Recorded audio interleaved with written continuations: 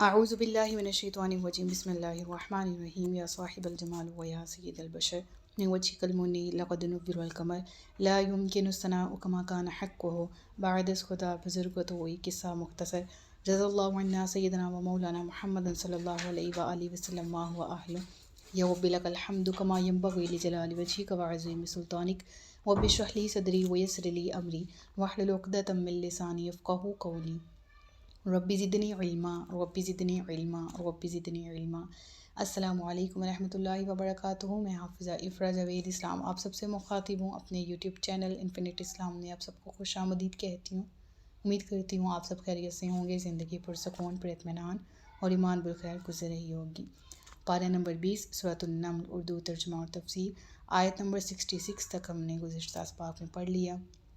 آج کے سبق میں آیت نمبر 67 سے باقاعدہ آغاز کیا جا رہا ہے، جس میں اللہ رب العزت ارشاد فرماتا ہے وَقَالَ الَّذِينَ كَفَرُوا أَإِذَا كُنَّا تُرَابًا وَآبَاؤُنَا أَإِنَّا لَمُخْرَجُونَ لَقَدْ وُعِدْنَا هَذَا نَحْنُ وَآبَاؤُنَا مِن قَبْلُ إِنْ هَذَا إِلَّا أَسَاطِيرُ الْأَوَّلِينَ۔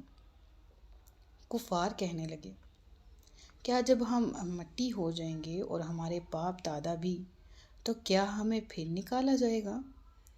بے شک قیامت آنے کا وعدہ ہم سے بھی کیا گیا اور ہمارے باپ دادا سے بھی، اور اس سے پہلے یعنی کہ وہ آباؤنا من قبل، یعنی اس سے پہلے ہمارے باپ دادا سے بھی کیا گیا۔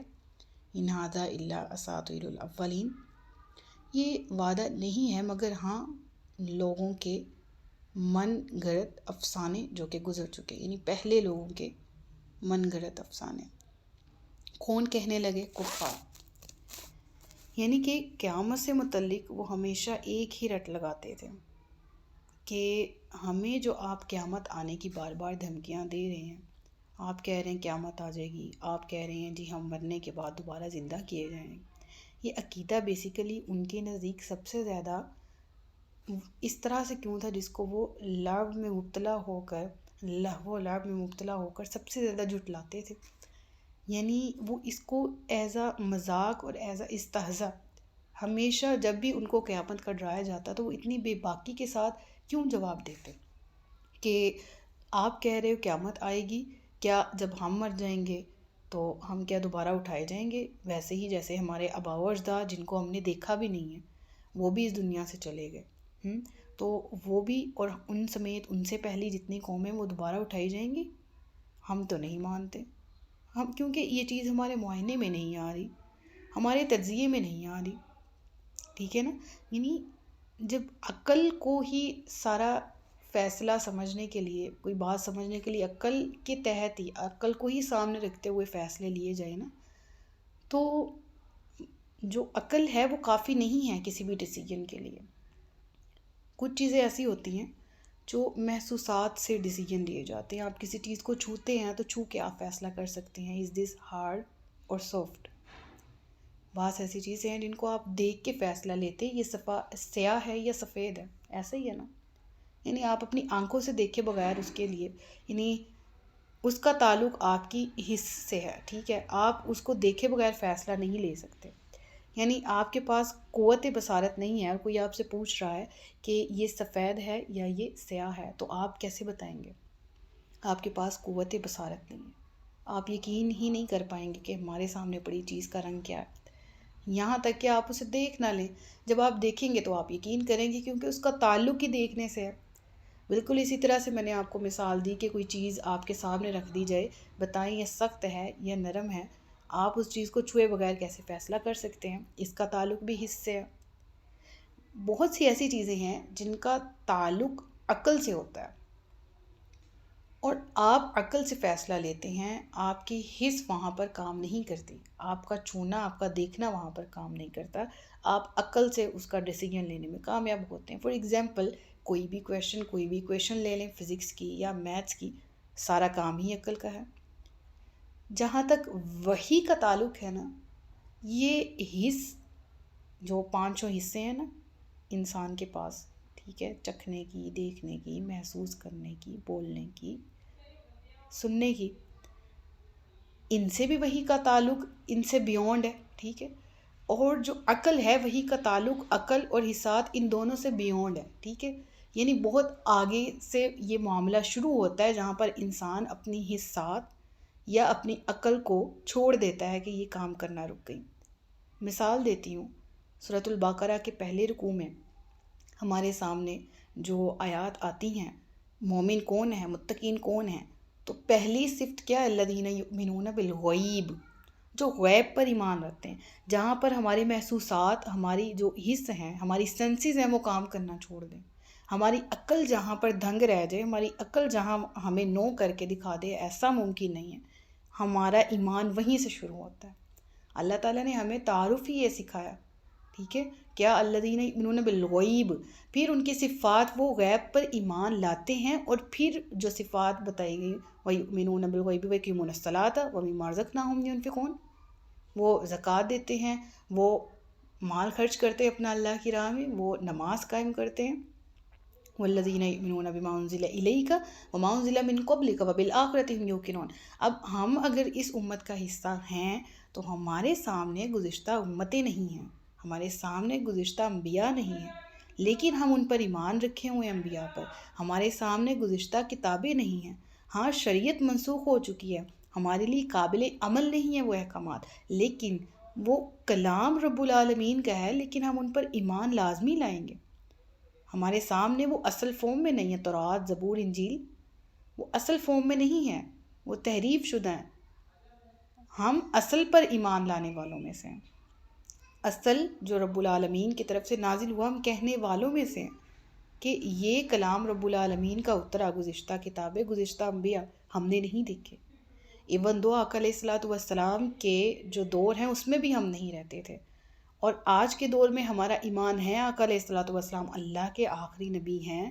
آپ آج سے تقریباً 1400 سال پہلے دنیا میں تشریف لائے، آپ پر قرآن کا نزول ہوا، وہ قرآن جو اس وقت ہم پڑھ رہے ہیں ہمارے سامنے ہے۔ تو کیا یہ چیزیں جو ہم نے دیکھی نہیں ہیں، قرآن کا نزول ہوتے دیکھا نہیں ہے، یا آقا علیہ الصلوۃ والسلام کے دور میں ہم موجود نہ تھے، تو کیا ہم انکار کرنے والے میں سے ہو جائیں گے؟ نو۔ کیوں؟ کیونکہ قلب سلیم یہ وہ دولت ہے جو ہر ایک کے پاس نہیں ہوتی۔ اب اگر اس دور میں دیکھا جائے تو ان کے پاس موجود تھے آقا علیہ الصلوۃ والسلام، ان کے پاس موجود تھا قرآن ان کے سامنے، کفار کے سامنے، اور سب سے بڑھ کر میں آپ کو بتاؤں، ان عربوں میں نا فطرت کو جاننے کا بڑا شوق تھا، ٹھیک ہے؟ اور وہ کیا شوق تھا کہ یہ کائنات کیسے بنی، کیا ہم پہلے بندر ہوا کرتے تھے، ٹھیک ہے؟ یہ کنسیپٹ پہلے لوگوں میں تھا، آج سے بہت ہزار سال پہلے لوگوں میں سے یہ کنسیپٹ چلتا آ رہا ہے، تو ہم کیا بندروں سے انسان بنے؟ یہ والے سوالات تھے ان کے پاس، اور وہ جوابات لینے والا کس کے پاس جاتے تھے؟ یہود و نصارہ کے پاس۔ کون؟ مشرکین مکہ۔ ادھر کیوں جاتے تھے؟ مکہ میں اتنے یہود آباد نہیں تھے، مدینہ میں آباد تھے، ٹھیک ہے؟ وہاں جا کے ان سے مطلب کویسچننگ کیوں کرتے تھے؟ ان کا فطرت سیکھنے کا شوق تھا۔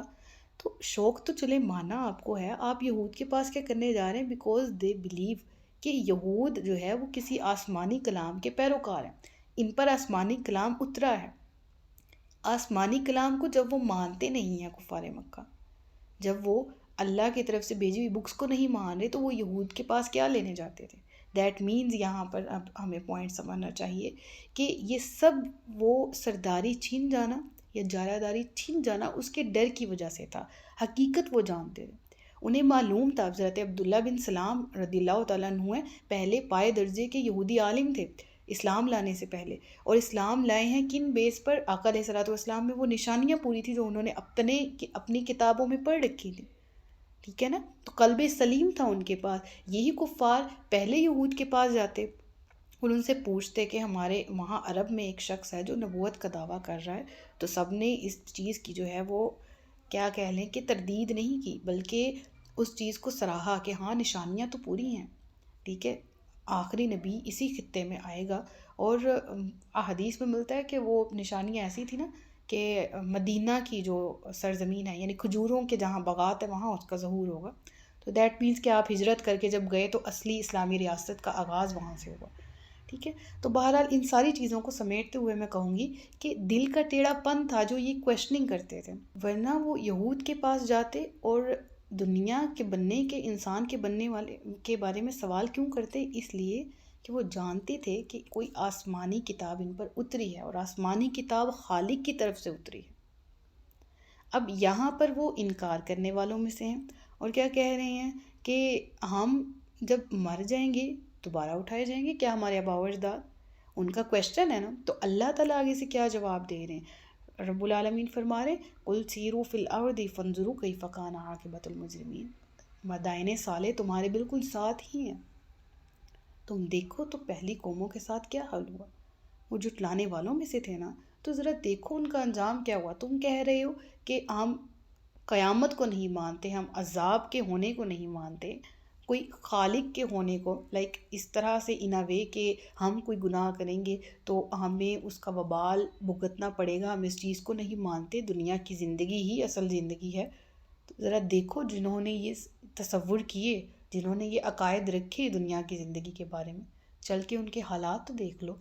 فرعون کا دور بھی تم سے کچھ زیادہ دور نہیں ہے، فرعون کو دیکھو، قارون کے واقعات، قوم عاد، قوم سمود، قوم نوح کے واقعات، اور ان کے مدائن، ان کے شہر تمہارے سامنے اجڑے پڑے ہیں، تم دیکھو کہ کیا انجام ہوا، عاقبہ کیسا انجام ہوا مجرمین کا۔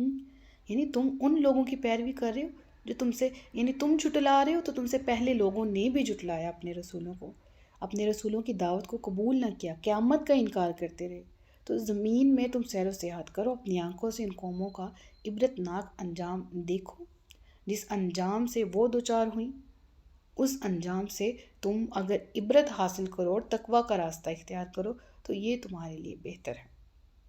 پھر وَلَا تَحْزَنْ عَلَيْهِمْ وَلَا تَكُنْ فِي ضَيْقٍ مِّمَّا يَمْكُرُونَ، نبی پاک صلی اللہ علیہ وسلم کو رب العالمین یہاں پر تسلی دے رہے ہیں، لا تحزن علیہم، یا رسول اللہ صلی اللہ علیہ وسلم آپ ان کی باتوں سے غمزدہ نہ ہوں، وَلَا تَكُنْ فِي ضَيْقٍ مِّمَّا يَمْكُرُونَ، یعنی اور اپنا دل ان سے تنگ نہ کریں کیونکہ یہ مکر و فریب کر رہے ہیں، یعنی آپ دکھی نہ ہوں، آپ کا دل دکھی نہ ہو ان کی سازشوں سے جو یہ کر رہے ہیں۔ وَيَقُولُونَ مَتَىٰ هَٰذَا الْوَعْدُ إِن كُنتُمْ صَادِقِينَ، اور پھر وہ کہتے کہ ہاں لے آؤ وہ وعدہ جو تم ہم سے کر رہے ہو کب پورا ہوگا۔ وَيَقُولُونَ، اور وہ کہتے ہیں مَتَىٰ کب ہوگا، هَٰذَا الْوَعْدُ یہ وعدہ، إِن كُنتُمْ صَادِقِينَ اگر تم سچے ہو۔ آپ جس عذاب کا وعدہ کر رہے ہیں، جس قیامت کا ذکر کر رہے ہیں وہ لے آئیں، مَتَىٰ هَٰذَا الْوَعْدُ إِن كُنتُمْ صَادِقِينَ اگر سچے ہی ہو تو۔ رب العالمین جواب میں ارشاد فرما رہا ہے قل، اے نبی ان سے کہہ دیجئے، عسیٰ ان یکون ردف لکم بعض الذی تستعجلون، کہ ان قریب ہو سکتا ہے کہ جس عذاب کی تم جلدی مچا رہے ہو اس کا کچھ حصہ تمہیں پہنچنے آ لگا ہو۔ اس سے کیا مراد ہے؟ اگلی آیت کو ساتھ پڑھیں اور پھر میں ان دونوں آیات کو آپس میں ریلیٹ کر کے بتاتی ہوں کہ وہ کہتے کہ ہم پر عذاب کیوں نہیں آتا اگر تم سچے ہو، تو رب العالمین فرماتا ہے کہ ہو سکتا ہے جس کی تم جلدی مچا رہے ہو اس کا کچھ حصہ تمہارے پیچھے آ لگا ہو، اور بے شک تیرا رب لوگوں پر فضل کرنے والا ہے لیکن اکثر لوگ شکر ادا نہیں کرتے۔ مراد کیا ہے کہ پچھلی قومیں تھی، ادھر گناہ کا ارتکاب کرتے ادھر ان پر عذاب نازل کر دیا جاتا، اور تم پر اللہ کی رحمت ہے اور اتنی واضح رحمت ہے کہ اس کے باوجود تم شکر ادا کرنے والوں میں سے نہیں ہو کہ تمہیں مہلت دی جا رہی ہے کہ اس مہلت سے فائدہ اٹھا کر تم شاکرین میں، تم عاجزین میں ہو جاؤ، تم صالحین میں ہو جاؤ، لیکن اکثرہم لا یشکرون، تم اس بات پر بھی شکر نہیں کرتے۔ اور ایسی بے باکی نا آج کے دور میں بھی ہے ہمارے ساتھ، ہم سمجھتے ہیں، دیکھیں ایک غلط فہمی کا ازالہ بھی یہاں پر کر لیتے ہیں اور ایک اپنی ذات سے ریلیونٹ ہم جس خوش فہمی میں مبتلا ہیں اس کا بھی ازالہ کر لیتے ہیں۔ کسی شخص کو جو کہ ہمارے سامنے ظالم ہے یا وہ حق پر نہیں ہے یا وہ کسی بھی طرح کے گناہ کبیرہ میں مبتلا ہے، باوجود اس کے کہ وہ گناہ گار ہے، وہ عیش والی زندگی گزار رہا ہے، تو یہ چیز ہمیں مغالطے کا شکار کر لیتی کہ شاید ہم نمازیں پڑھ رہے ہیں، ہم تقوی اختیار کیوں ہیں، ہمیں خوف خدا ہے، وہ ہمارے کچھ کام نہیں آ رہا، دیکھو تو ذرا وہ فلاں بندہ جو ہے وہ یا بندی ہے وہ اس قدر گناہ گار ہے، لیکن دیٹ مینس کہ رب العالمین نے اس کو ڈھیل دی ہے، اور ایسی ڈھیل دی ہے، رب العالمین نے فرمایا نا سورۃ البقرہ اگین پہلے پارے پہ چلے جائیں تو انہیں ڈیل دیتا ہے تاکہ وہ اپنی سرکشی میں بھٹکتے رہیں، ٹھیک ہے، تو فوراً عذاب میں پکڑ نہ کرنا بسبب یہ بھی کہ یہ شخص جو اللہ تبارک و تعالیٰ کی نافرمانی کر رہا ہے، عمر بڑھے، گناہ بڑھے اور عذاب سخت ہو، شدید تر ہو، اور دوسری طرف یہ بھی کہ اللہ تبارک و تعالیٰ کی طرف سے اسے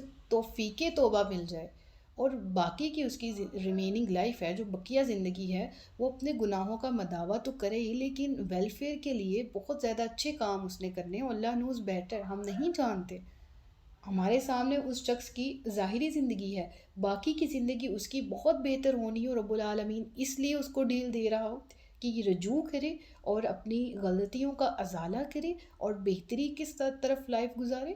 لہٰذا ہمیں کسی کے بارے میں جج نہیں بننا، نہ کسی کے بارے میں دیکھ کے کسی قسم کی غلطی کا شکار ہونا ہے کہ شاید وہ اس طرح کے گناہ کر کے خوش ہے تو ہم بھی ان گناہوں میں ملوث ہو جائیں، بلکہ ہر ایک کے لیے ہدایت کی دعا مانگنی چاہیے، انکلوڈنگ آر سیلفس، ٹھیک ہے۔ فضل ہے کہ پکڑ جلدی نہیں ہوتی، ولیکن اکثرهم لا یشکرون، لیکن اکثر لوگ جو ہیں وہ شکر ادا کرنے والوں میں سے نہیں ہیں۔ اس کے بعد اور بے شک تمہارا رب یقیناً جانتا ہے جو ان کے سینے چھپائے ہوئے ہیں اور جو وہ ظاہر کرتے ہیں، اور آسمانوں اور زمین میں جتنے غیب ہیں سب ایک بتانے والی کتاب میں ہیں۔ بے شک یہ قرآن بنی اسرائیل سے اکثر وہ باتیں ذکر فرماتا ہے جس میں وہ اختلاف کرتے ہیں، اور بے شک یہ مسلمانوں کے لیے ہدایت اور رحمت ہے، اور بے شک تمہارا رب اپنے حکم سے ان کے درمیان فیصلہ فرما دے گا، اور وہی عزت والا علم والا ہے۔ تو تم اللہ پر بھروسہ رکھو، بے شک تم روشن حق پر ہو۔